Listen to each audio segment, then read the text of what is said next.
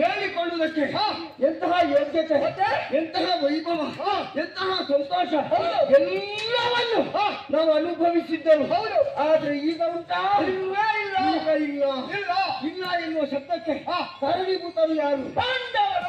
ಮೊನ್ನೆ ನಮ್ಮ ಅರಮನೆಯಲ್ಲಿ ಅವರು ಪ್ರವೇಶ ಮಾಡಿದ್ದೇ ತಡ ನಮ್ಮ ಸಂತೋಷಕ್ಕೆ ಒಂದು ತೆರನಾದಂತ ವಿಗ್ರಹವನ್ನು ಅವರು ತಂದೊಡ್ಡಿದ್ದಾರೆ.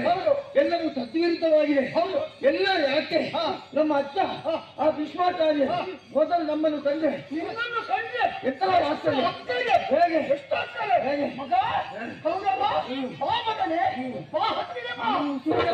ಮಾತ್ರ ಎಂತ ಯಾರು ಮಗ ಅವರು ಕರೆಯುದು ಅಜ್ಜ ಹಾಗೆ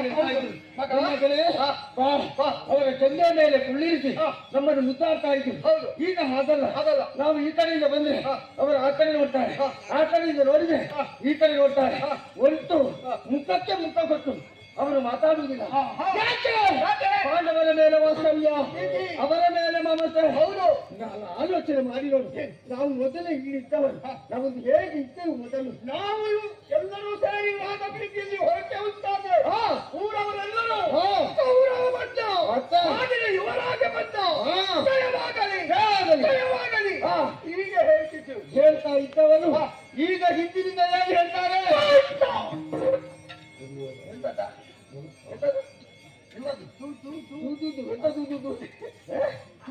ಕೌರವ ಅಂತ ಹೇಳಲಿಕ್ಕಿಲ್ಲ. ಯಾಕೆ? ಅವರು ಅವರು ಹೇಳಿದ್ದಲ್ಲ, ನಮಗೆ ಹೇಳಿದ್ದಲ್ಲ. ನಮ್ಮನ್ನು ಹಿಂದಿನಿಂದ ಕೆಲವರು ಹಾಗೆ ಹೇಳ್ತಾರೆ ಅಂತ ಅವರು ಹೇಳಿದ್ರು. ಹಾಗೆ ಹೌದೌದು, ಅರ್ಥ ಆಯ್ತಲ್ಲ? ನಮ್ಮನ್ನು ಇನ್ನೊಬ್ರು ಹಾಗೆ ಹೇಳ್ತಾರೆ ಅಂತ ಅವರು ಹಿಂದಿನಿಂದ ಹೇಳಿದ್ರು ನಮಗೆ. ಅರ್ಥ ಆಯ್ತಲ್ಲ? ಈಗ ತಲೆಗೆ ಹೋಯ್ತು. ಅರ್ಥ ಹಾಗಿದ್ದರೆ ಏನು? ಅವರು ನಮ್ಮವರೇ ಆದ ಕಾರಣ ಅವರೆಲ್ಲ ಹಾಗೆ ಹೇಳಲಿಕ್ಕಿಲ್ಲ. ಆದ್ರೆ ಒಂದು 5 ಬಂದಿದ್ದಾರೆ. ಅದ್ರಲ್ಲಿ ಆ ಧರ್ಮರಾಯ ಅವ ಧರ್ಮಕೀಲಿ, ಅವ ಯಾರ ಸುದ್ದಿಗೂ ಬರುವುದಿಲ್ಲ. ಆಮೇಲೆ ಅರ್ಜುನ, ಅವನಿಗೆ ಯಾವುದು ಬೇಡ, ಅವನ ಸಮಸ್ಯೆ ಅವನಿಗೆ ಬೇರೆ. ಆಮೇಲೆ ನಕುಲ ಸಹದೇವ ಸಣ್ಣ ಮಕ್ಕಳವರು, ಅವರು ಅವರಷ್ಟಕ್ಕೆ ಇರ್ತಾರೆ. ಏನಾದ್ರೂ ಒಂದು ಸುದ್ದಿ ಉಂಟಾ ನೋಡ್ತಾ ಇರ್ತಾರೆ ಸಣ್ಣ ಮಕ್ಕಳು. ಆದ್ರೆ ಅವ ಹಾಗಲ್ಲ,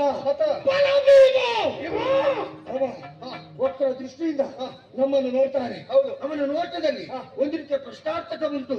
ಹಾಗಿದ್ರೆ ಇವನನ್ನು ಹೀಗೆ ಬೆಳಿಲಿಕ್ಕೆ ಬಿಟ್ಟರೆ ಮುಂದೊಂದು ದಿನ ನಮಗೆ ಅಪಾಯ ಖಂಡಿತ. ಅವನನ್ನು ಚೂಟಬೇಕಲ್ಲ. ಹೌದು. ಏನ್ ಮಾಡೋಣ?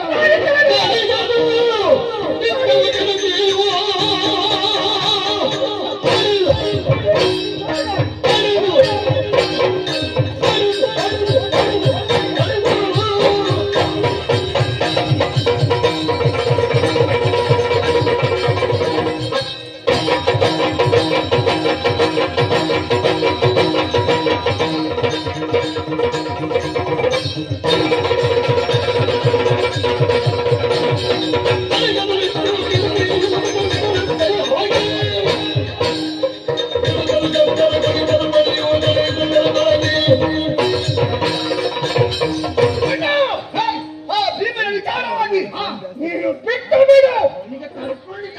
ನನಗೂ ಹಾಗೆ ಆಗ್ತಾ ಉಂಟು. ಈಗ ಹೇಳ್ತೇನೆ ಕೇಳು. ಅವ ಕಾಡಿನಿಂದ ಬಂದ ಮೇಲೆ ಕಾಡಿನಲ್ಲಿ ಇದ್ದ ಹಾಗೆ ಇಲ್ಲ. ಅವರೆಲ್ಲ ಕಾಡಿನಲ್ಲಿ ಇರಬೇಕಾದ ಬಂದು ಮನೆಗೆ ಬಂದ ನಂತರ ನನ್ನನ್ನು ನಿನ್ನನ್ನು ನೋಡಿದಾಗ ಕಣ್ಣರಳಿಸಿ ನೋಡುವುದು. ಹೌದು. ಉಪ್ಪು ಏರಿಸುವುದು. ಅವನ ಮುಖದ ಭಾವನೆ ಇವರಿಂದ ಏನು ಕೂಡಿತು, ನಿಮ್ಮಿಂದ ಏನು ಆದಿತ್ತು ಹಾಗೆ ಉಂಟು. ಅದನ್ನು ನಿಲ್ಲಿಸ್ತೇನೆ. ಹೇಗೆ? ಮುಷ್ಟಿ ಬಿಗಿದು ಕೊಟ್ಟೆ ಅಂತ ಆದ್ರೆ ಅವರ ರಕ್ತ ಕಾರಬೇಕು. ಹೌದಾ? ಕಾರಣದಿಂದ ಅಡ್ಡಿಲ್ಲ. ಮಣ್ಣಿನ ಅಡಿಕೆ ಪುಣ್ಯ ಆಗಬೇಕು.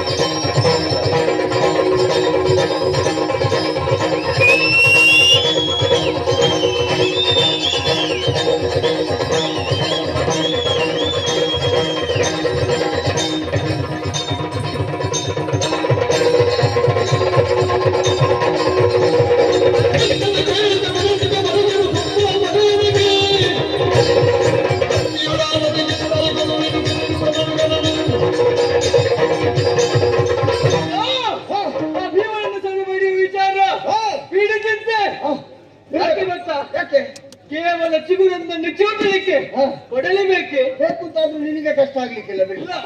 ಹಾಗೆಯೇ ಆ ಭೀಮನನ್ನು ಸದ ಮಾಡಿದಕ್ಕಾಗಿ ನಾನು ಸಾಕು. ಆದ್ದರಿಂದ ಒಂದಪ್ಪಳನ್ನು ಕೊಟ್ಟೆ ಅಂತಂದ್ರೆ ಅವಳನ್ನು ಸಾಧ್ಯ ಬಿಡಿ. ಒಂದಪ್ಪಳೆ ಕೊಟ್ಟರೆ, ಎರಡು ಕೊಟ್ಟರೆ ಇನ್ನು ಸದೆ ಬಿಡಿ, ಮತ್ತು ಸದೆ ಬಿಡಿ. ಚಿಂತಿಸಬೇಡ. ಚಿಂತೆ ಅಕ್ಕ, ನಾನು ಇರುವುದು ಈಗ ಅದರಲ್ಲಿ ಅಲ್ಲ. ಈ ಚಿಂತೆಗೆ ಕೇವಲ ಬಿಂದು ಮಾತ್ರ ವ್ಯತ್ಯಾಸ. ಅದು ಹೌದು. ಆದ್ದರಿಂದ ಚಿಂತಿಸಬೇಡ. ನಾನು ಹೇಳ್ತೇನೆ, ನೀನು ರಕ್ತ ಇರಬೇಕು. ನಿನಗೆ ರಕ್ತ ಇದೆಯಲ್ಲ,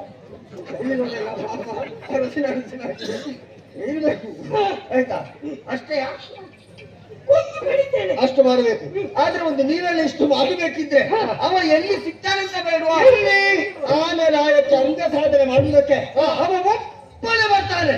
ಅದೇ ಸಮಯ ಸಂದರ್ಭ ನೋಡಿ ನಾವೆಲ್ಲರೂ ಏಕಕಾಲದಲ್ಲಿ ಅವನ ಮೈ ಮೇಲೆ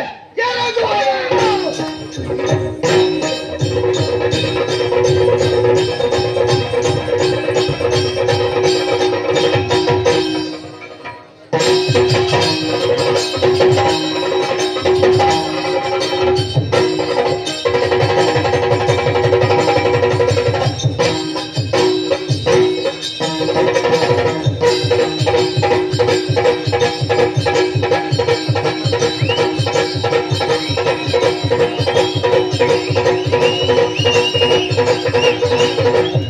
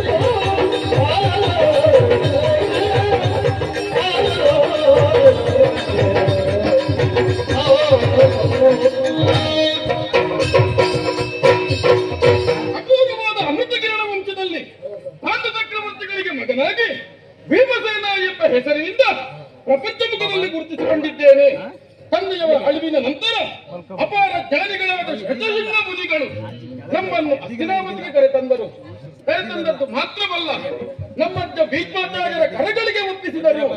ಮುತ್ತಾತನ ಮಮತೆಯಲ್ಲಿ ಸಂತೋಷವಾಗಿ ಜೀವನವನ್ನು ಸಾಗಿಸ್ತಾ ಇದ್ದೇವೆ.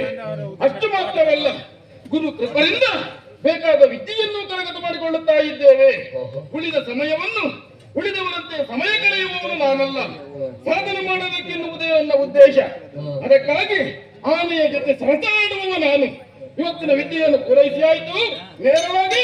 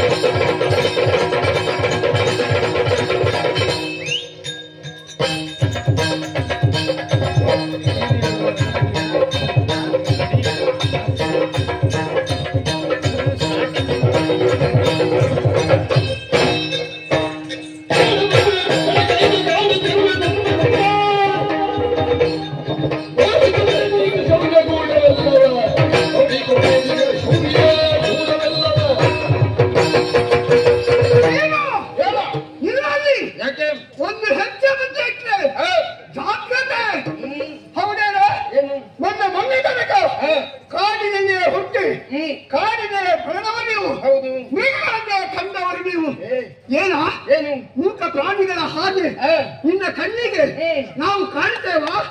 ನಾವು ಹಾಗಲ್ಲ. ಇಲ್ಲಿಯ ಯುವರಾಜರು ಎಲ್ಲಿಯಾದ್ರೂ ಹುಟ್ಟೇರಿಸಿ ಕಣ್ಣಳಿಸಿ ನೋಡಿದಂತಾದ್ರೆ